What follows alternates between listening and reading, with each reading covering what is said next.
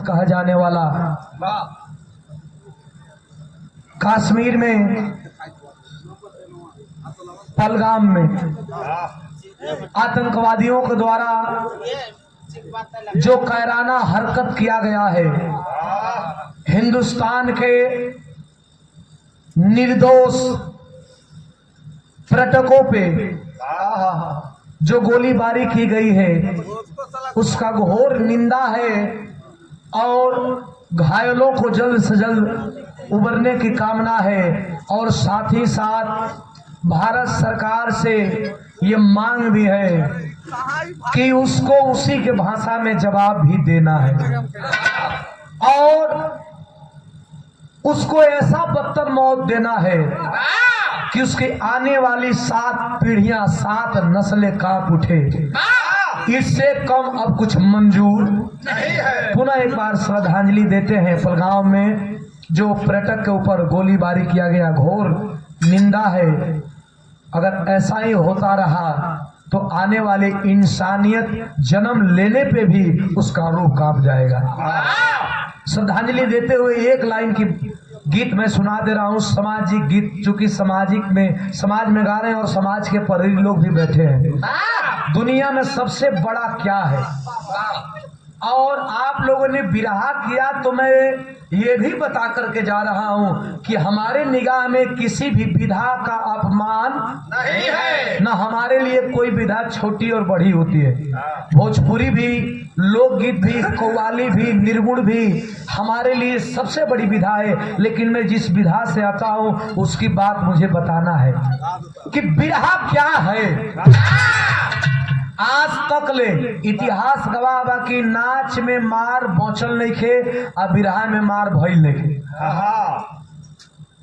नाच में ऑर्केस्ट्रा में मार बचल नहीं खे और बिरहा में मार भइल नहीं खे। बिरहा क्या है और बिरहा के लेखक क्या लिखते हैं? 3 लाइन का गीत बता रहा हूँ। 3 लाइन में बताऊंगा कि दुनिया की सबसे महंगी चीज क्या है। मकान बनल बा, महंगा बा ना, हई गाड़ी घोड़ा ई महंगा, सिकड़ी अंगूठी ई महंगा, जर जमीन ई महंगा, का महंगा बा? 3 लाइन का गीत बताई भैया। बिरहा सुने वाला निवेदन बा कि आखिर बिरहा आप लोग सुनने के लिए आए हैं, जगह है तो इसका कुछ अच्छा निर्णय और इसका अच्छा कोई परिणाम निकले। 3 लाइन का गीत गाई बा, तीनों लाइन में प्रमाण दे के गाई कि दुनिया में सबसे बड़ा क्या है। सबसे बड़ा क्या बड़ा है और दुनिया में बिकाला का। आप लोग कहब कि बिहार से हमर दे लइका एगो चीज बता के गई जौन बड़ा बढ़िया बा। का मास्टर? 3 लाइन का गीत में पहला लाइन ज्योति सरगम आपो सुनिए, चूंकि ये गीत आपसे पहली बेरी हम गावत है। कैसे? अरे बोलिए बिकाला हो, ये बोलिए बिकाला, दुनिया में आदमी के बोलिए बिकाला।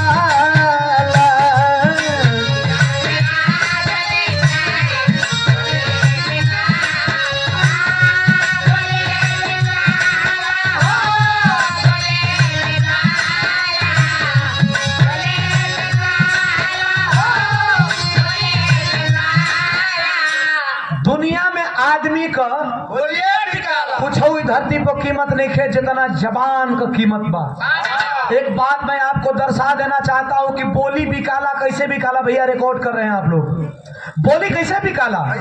ये महाराज है, ये माइक है, ये मशीन है, ये तम्बू है, ये टेंट है। सुधीर लाल ज्योति सरगम गावत तो इनकर बोली का कीमत कुछ और बा। ये माइक, ये मशीन, ये टेंट है, ये लोगों के बीच में अगर खेसारी भैया गए हैं तो उनकर बोली का कीमत कुछ और, यही पे पवन भैया गए हैं तो उनकर बोली का कीमत कुछ और, यही पे भरत शर्मा व्यास जी गए हैं तो उनकर बोली का कीमत कुछ और। आज छोड़ी ना, बोली का कीमत कहाँ बा? अब इन अंबानी जी का लड़का का बियाह भइल आप लोग देखला, सगाई जब भई रिंग सेरेमनी तो ओकरा में रिहाना नाम का एगो लेडीज आई रही विदेश से गावे। उनकर बोली का कीमत 74 करोड़ रुपया रहा 4 घंटा को। कितना? 74। अब बियाह में अंबानी जी का लड़का का के आई रहे गावे अमेरिका का सिंगर जस्टिन बीबर 84 करोड़ उस संडो गंजी पर हाफ पैंट पकावत रहे। सही के गलत हो भैया? ओकर दुख हमनी के भोगत लिया का ओकर दुख हमनी के भोगत लिया ओकर साली अंबानी जी का लड़का का दुख तो लोग भोगत ल। हां काहे? रिचार्ज महंगा हो गई बा। ठीक कह रहा है, लड़का समझदार है। हां भैया आखिर 74 करोड़ और 84 करोड़ खाली 4 घंटा को। हां हो ज्योति ये ज्योति हम उनका जीवन भर कमाई के तबो तना ना कमाई के कहा मर दी। अरे भैया खाली संडो गांजी पर के चले रहे हाँ पैंटवा ओकर बहत रहे। हाँ बार फैशन पैंटवा ओकर चुतरल नीचवा रहे। अब तबो बड़का बड़का हीरो हीरोइन ओकरा से मिले खातिर फोटो खिंचाओ। यूपी बिहार में अगर आई तनु तो कसम बताओ तनी एज आदमी प्रोग्राम देखे जाता तो कहता कि बड़ा बेचारा गरीब बा। आदमी है कहता कि बड़ा गरीब बा, बताओ इतना गरीब बा बेचारा के पहने खातिर पैंटो नहीं खे संडो गंजी पहनता। तो आदमी ओके पैसा देवे जैसे 100 रुपया लेके आओ तनी हमनी के 100 रुपया लेके ना आई तो ओकरा के देवे खातिर संडो गंजी आदमी जाता कि बच्चा ई पहन लो जाए दही है हमारा कहन बा। तो का जानता वो अमेरिका का फैशन बा। ये से दुनिया में पढ़ल लिखल जरूरी बा, चूंकि पढ़ल लिखल रहबा तबे जबानो चली। LLB करके और डिग्री लेकर के वकील बहस करता है, जबान का कीमत उसका है। अच्छा हमारा गाँव एगो दरोगा जी हम रिटायर होके सब हमारा घरवा के बगलिया में ज्योति जी रिटायर हो गए ना। जितने तेज दरोगा जी उतने बुर्बक उनकर लइका गधा मतलब ओकर कुछ पढ़े ना आवे। दरोगा जी बड़ा शर्मिंदा हुए, बोले कि अरे यार इतना तेज मैं पढ़ लिख करके दरोगा हो गया, एक लौता मेरा लड़का इतना गधा है पढ़ने में कुछ नहीं आता है, उसको कोचिंग लगाएंगे। कोचिंग लगैला जिला का पलामू जिला हो गया, मतलब हमारा कैमूर जिला बा। कैमूर जिला का सबसे बड़ा टीचर के बोलेला 3 महीना तक पढ़ेला टीचर। चौथा महीना ओकर टेस्ट ले कहा कि आज मैं इसका टेस्ट लूंगा कि कितना पढ़ा है। टीचर साहब मास्टर साहब कहना कि शौक से लीजिए, बहुत पढ़ा के इसको तेज कर दिए हैं। कहना ठीक है, एगो डंटा बड़का ले कहना कि देखा थे के करा में गलती बा, अब ना पढ़ाई होगा तो मरबो कर तोरो के लइकवो के। तो आके पहले कहना कि बैठल बने टेस्ट मास्टर साहब अपने स्टूडेंट से यानी लड़कवा से कहना कि बेटा 3 महीना पढ़नी तोर बाबू पूछल चाहता हूँ, अच्छा 10 का पढ़ा पढ़ के सुनाओ। वो लड़कवा कहा सर सुनाता हूँ 10 का 10 10 2 50। टीचर साहब कहना रे क्या बात, बहुत अच्छे बहुत अच्छे। दरोगा जी कहना कि लड़कवा के बाद में मारब, पहले यही के मारब, पहले मास्टरवे के मारब। 10 का 10 10 2 50 कहता तो ताली बजावता। मास्टर साहब के मरला, दरोगा जी दौड़ला मारे खातिर। मास्टरवा कहल कि भैया मत मारो, ये बहुत बढ़िया बात। कहना कैसे? कहना 3 महीना जब कोचिंग पहले लगे रहो ना तो 3 महीना पहले ही पढ़े में और गदा रहे। 10 का 10 10 दूनी 100 कहत रहे। 3 महीना में पढ़ा के 50 पलियाल बने। आवे के मार मार के 3 महीना बाद फिर 20 पलियाई। घबरा एकदम मत घबरा। दुनिया में आदमी के बोलिए पहला प्रमाण देता नहीं कि बोली को कीमत कहाँ बा। कैसे मास्टर?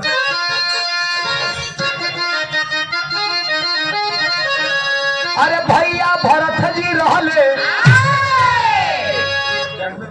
अरे भैया भरत जी रहले जग में महान हो।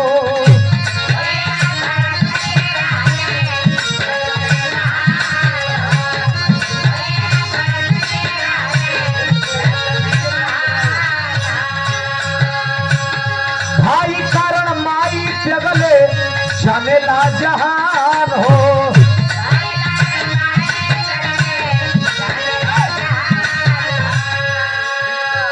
रामायण में भरत को कहा गया है कि तुम मम प्रिय भरत सम भाई, यानी हनुमान जी से भगवान रामचंद्र जी कहते हैं कि आप मेरे भरत जैसे भाई हो। आखिर कौन थे भरत? भरत जैसा तपस्वी धरती पे कोई पैदा नहीं हुआ। जहाँ एक तरफ भाई का धन के लिए भाई का गर्दन काटा जा रहा है, उस समय भगवान राम का भाई भारत बोली के चलते पूरा राजपाट छोड़ दो। जाने तरीका है कैकई महतारी राजा रामचंद्र जी का पिताजी दशरथ से कहले रहली कि हमके 3 बार चाहिए, क्षमा करेंगे 2 बार ना, 2 बार चाहेगा कि पहली बात कि राजा राम ना बनिए भरत बनिए, और दूसर की बात कि राजा तब भरत बनबे करिए लेकिन राम के 14 बरिस के बनवास चाहिए।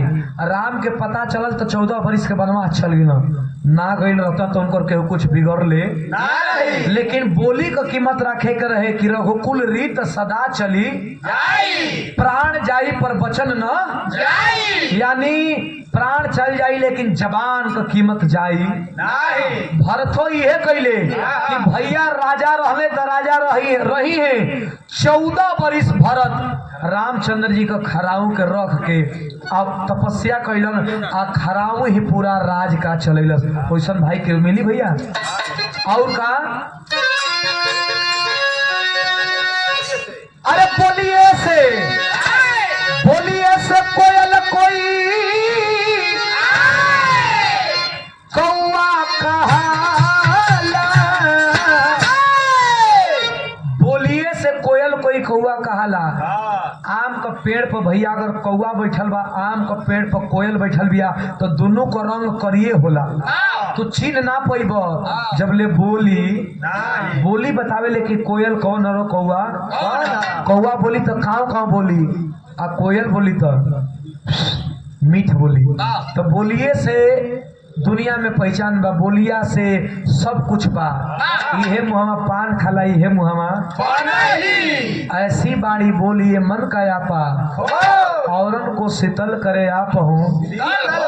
अच्छा बैठल बानी हमार बड़का भैया भाजपा के समर्थन बानी, देखिए तब बोली में कितना जान बा, मोदी जी की बोली में कितना जान बा। कहले कि 15 लाख डलवा दे, 2 बेरी प्रधानमंत्री 3 बेरी बोल गए, भले के में आई चाहे ना आई का भैया छाप डाले तो छाप डाले। आदमी को के भैया प्रधानमंत्री जी बोलत रहे तो 15 लाख खइबे करे, फिर सब के वोट दो, आदमी वोट दो बन गए। तो यही से बोली में अपन जान झूठो बोला तो आदमी के लागे कि देखा साच बोलता, ऐसा बोली में जान रखे के। अगला नंबर कैसे मास्टर, कैसे एगो भाई रावण एगो बोली का प्रमाण, एगो भाई रावण एगो भीषण मिसाल हो।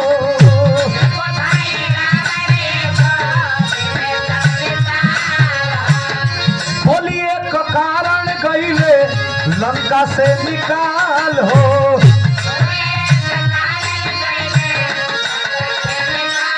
और रावण का भाई विभीषण, रावण के पास इतना संपत्ति रहे प्रदीप भैया, इतना संपत्ति रहे कि रावण क्यों विभीषण को निकालता, लेकिन बोली के चलते निकाल दिया। रावण के पास 1 पूत 2 पूत 10 पूत ना हजारों पूत बैठ के खाई, जेकर सोना का लंका बा, क्यों निकालेगा। लेकिन बोली में विभीषण का दोष का रहल, रावण इसीलिए लात मार के निकाल दिया कि विभीषण श्री लगाए थे। रावण कहता था कि श्री मत लगाओ, मतलब श्री राम मत कहो, जो मेरा दुश्मन है उसे राम कहो। अब विभीषण कहता रहा श्री राम, यही बोली का चलते ही खाली निकाल दिया। तो अरे बोली का लड़ाई को कचहरी में जाला, यही बोलिए का लड़ाई कोर्ट कचहरी में जाला।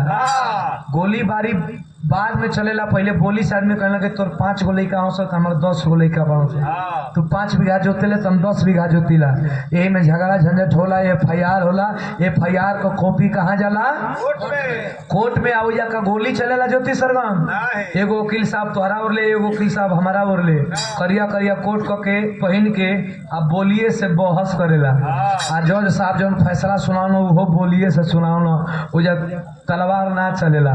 तब अरे बोली का लड़ाई को कचहरी में जा, दुनिया में आदमी के अरे बोलिए बिकारा।